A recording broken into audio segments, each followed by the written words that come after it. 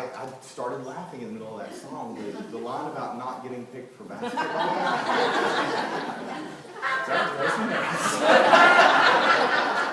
You'll hear more about that. Every year for the past 4 years, I've gone to Highlands, North Carolina.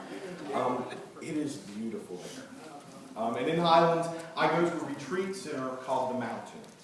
And I gather there with a group of men that I have come to call my tribe. It's a group of spiritually minded men. They know the power of community, and they know the power of sharing spiritual practice. One of the most powerful spiritual practices that I have learned and share with these men who love men is intentional breathing. When we gather, anytime someone really needs to feel like they're being heard, to really feel the presence and the support of their brothers, or to just know the presence of God now. He simply says, "Breathe with me, brothers." And we do. And I would really, right now, like to experience that with all of you. So will you breathe with me? Yes.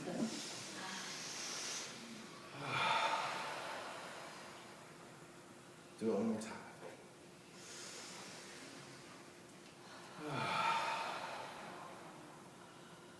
Thanks. Several weeks ago, I met with members of our worship team, and they introduced the idea for this series, Gifts of the Heart. I understood that they wanted stories of personal transformation, stories of modern resurrection, triumph through tragedy, success over sorrow. And that conversation reminded me of the Messiah's Handbook, Reminders for the Advanced Soul. Does anybody remember that one? It's from Illusions. The Adventures of a Reluctant Messiah. And in the Messiah's Handbook it says, "There is no such thing as a problem without a gift for you in its hands. You seek problems because you need their gifts." And I first read Illusions when I was in high school. And back then, I truly didn't understand the magnitude of what that quote was saying. There is no such thing as a problem without a gift in its hands for you. And, I was thinking at that time, when do I get to open the gifts? I was really exhausted with the problems that were presenting themselves. Have you been in that place? Okay, now, years later, that quote punctuates my belief in divine order. I now believe that good things don't happen. Bad things don't happen. Things just happen. And we label them good or bad. But on the spiritual plane, all things happen in divine order. And that is easy to remember when we expand our consciousness, when we live from that place where we know that we are spiritual beings, when we know the absolute truth and we know our oneness with God and all of creation. Except right now, we're having a human experience. We're living on the physical plane in the relative world. We're having a human experience, and that experience oftentimes, well, it includes joy and anger and sadness and excitement, and sometimes it involves pain. So I've been asked to tell you a story of personal transformation, and I love stories. Last fall, when I went to Highlands, to the mountain, to join my tribe, we were meeting to explore storytelling as spiritual practice. The marketing materials for the retreat had this quote: "Story goes, if you live your life being true to your heart, you'll find a place like this, where you can come to when you die, and you can tell the story of your life out loud to all of nature listening. Death has got to wait until you're done with your singing and your dancing and whatever else you got to do to get your story told." I love that. singing and dancing and whatever else you got to do to get your story told. It's from a book, and the author was our keynote speaker for the gathering, and 2 weeks before we were going to Highlands, he canceled. And what happened was amazing. Brothers from my tribe stepped forward, and they shared their stories. Stories of transformation, stories of challenge, stories of desire, stories of choice, stories of passion. But all were stories of transformation. All were stories of resurrection. And so I've been reflecting on that heart-opening experience, and I've pondered what my story is. I've sounded out ideas with some of my mentors, because it's really important to me to be authentic with you. And yet I know that in 20 minutes I can only share one facet, one reflection of the light of my human experience. I've talked in the past about my drive for perfection. And that very drive makes crafting a message for you all, it makes it difficult. Even though I know that I could probably stand up here and read The Cat in the Hat, and you would not love me any less.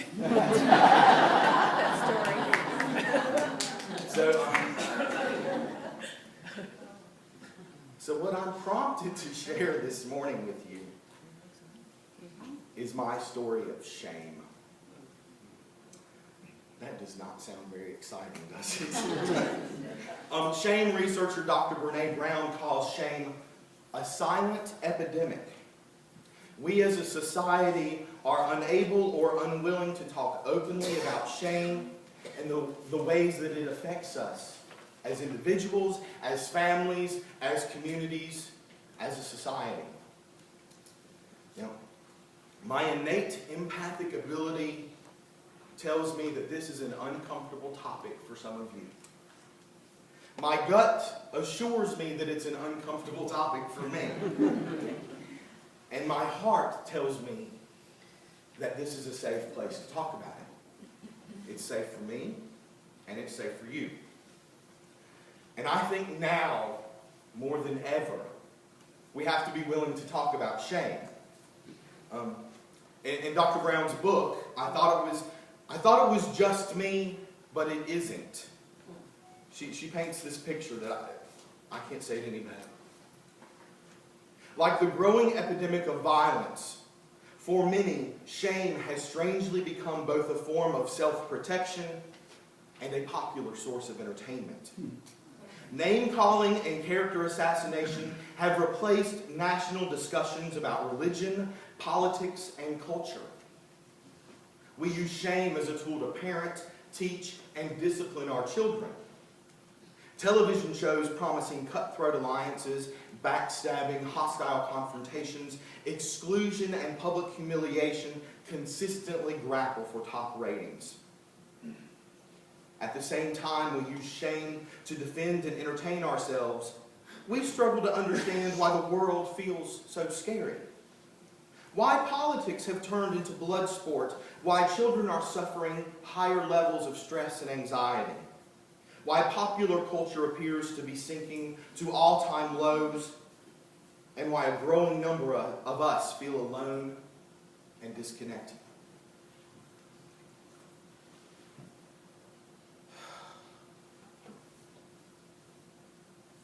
Will you breathe with me?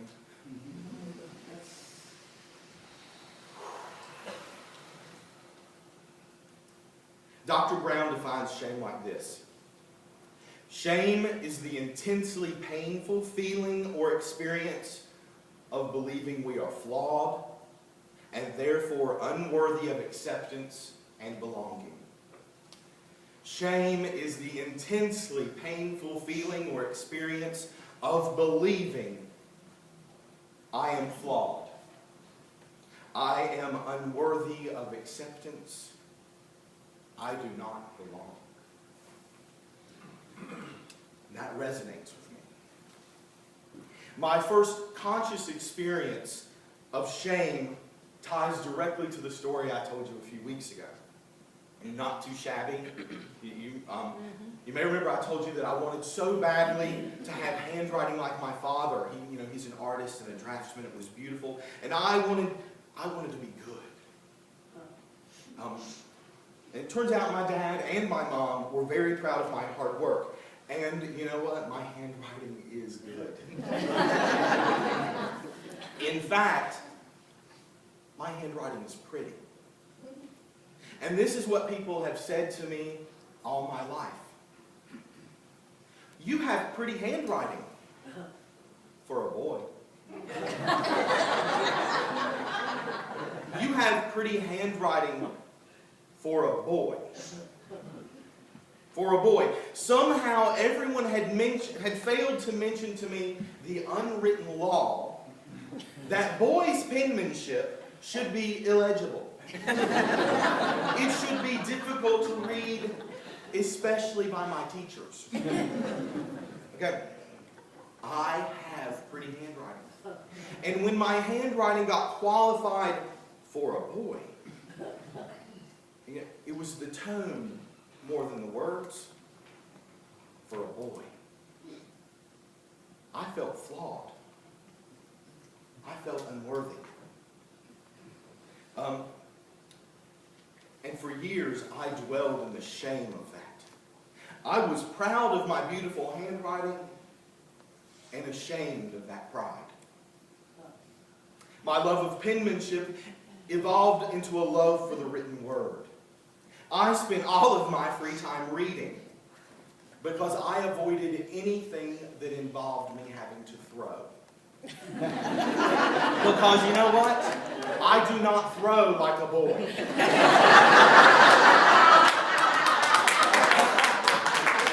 And, I don't really know what that means.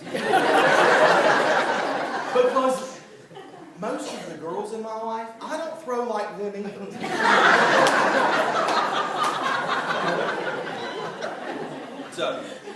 So I love to read. And finally, in 6th grade, I was required to write a short story. That story came through me. The story that came through me was an experience of complete clarity. That's important. The story that came through me was an experience of complete clarity. I wrote a story that was not, nor can ever be, a part of my physical experience. Not in this lifetime. At the age of 11, and even now, it is not possible for me to be pregnant. Nor is it possible for me to terminate that pregnancy. And the result of that story, the rage I experienced from that teacher, the public humiliation, the shame that came through me, it didn't leave me feeling, but knowing that something was wrong with me. Knowing that I was flawed. Knowing that I was unworthy. And for many years I paid lots of attention to being unworthy. I paid lots of attention to being unworthy. And what do we know about that at Unity? It grows. Where attention goes, energy flows. I was inviting experience after experience after experience to prove my unworthiness to myself. I reflected much of this week on the shame experiences that are a part of my story. I was ashamed of knowing things about others with empathic clarity. I was bullied in ways that I do not like to remember. I was harassed to the point that there were times when I would have welcomed death. And midweek, my partner turned to me and said, "Stop this. No pity parties. You have got to stop this." Alex has only been here twice. And Alex gets it. He said, if you really believe the principles that you talk about, if you believe the principles that you guys read every time you get together, then you don't get to be a victim in your story.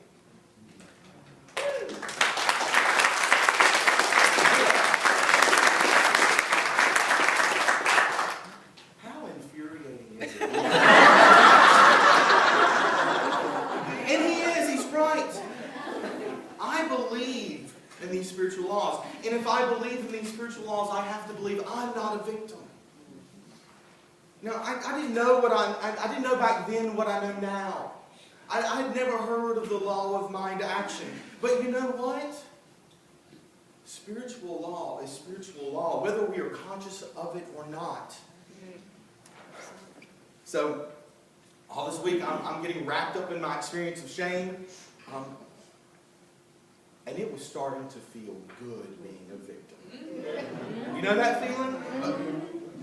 You know, and it's important to be authentic with you. And you know what? I am the man I am today, shaped by the things that have happened in my life. Not good things and not bad things, but all things. And all things have happened in divine order.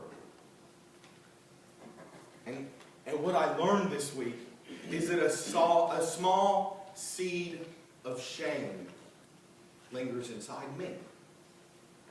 This week it became painfully obvious that I could easily slip back into that place.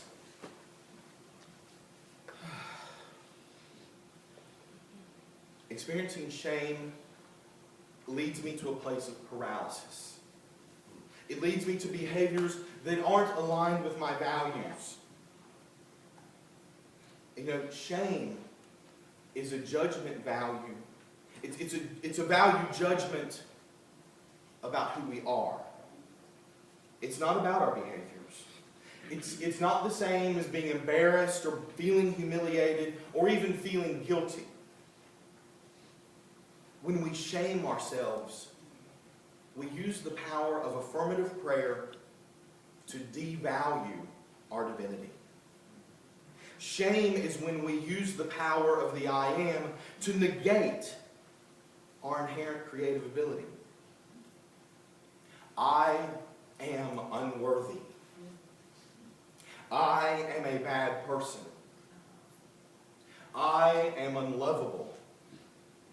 These are the lies I tell myself when I experience shame. I started telling myself these things this week. And when I experience shame, I'm not practicing my spiritual path. To live in shame is not to live from the truth of our second unity principle. Human beings were created from absolute good, and so our inherent nature is also good. We call the inherent goodness of human nature the Christ. We are created in the image and likeness of the divine Creator. We are divine. We are creators. And I'm not allowed to have a pity party. I'm not going to be a victim. And yet, reflecting on my continuing story, I clearly see where, in the midst of living in shame, not only have I been bullied, but I see where I have been the bully. Here's what I learned about myself this week. If I am blind to the inherent goodness of my nature, I try and make myself feel better about me by trying to get others to experience fear and blame and disconnection. When I am blind to my own inherent goodness, I try and make myself feel better. I bully people. I try to get them to experience fear and blame and disconnection. I've been bullied, and I've been a bully. And that is a sobering realization. And it's an uncomfortable realization. I realize that I too am guilty of name-calling and character assassinations. I have been party to disruptive alliances, backstabbing, and more than a few hostile confrontations.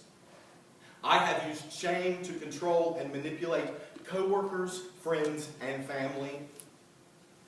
And in that process, I felt terribly alone, disconnected, and my self-esteem was not good.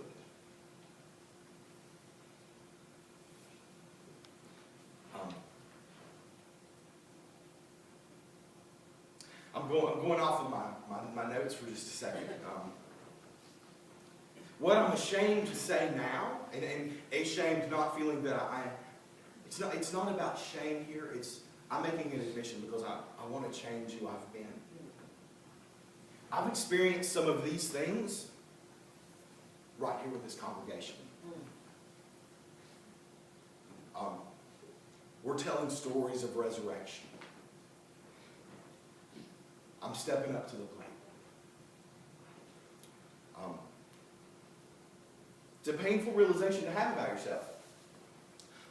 Because I used to be really comfortable being a victim, and now I'm grateful for this realization. I'm grateful because I get to make different choices. Self-awareness is vital if I am truly to live the truth I know. Because it's not enough to know the truth. And Pat posed that question a couple of weeks ago. You remember that question? Enough for what? Yeah. And the answer has been very present for me all week. Enough for transformation. So I came today to talk to you about my story, but my story's not complete. It's ongoing. It is the story of transformation. And it's an exciting time to be in the midst of transformation.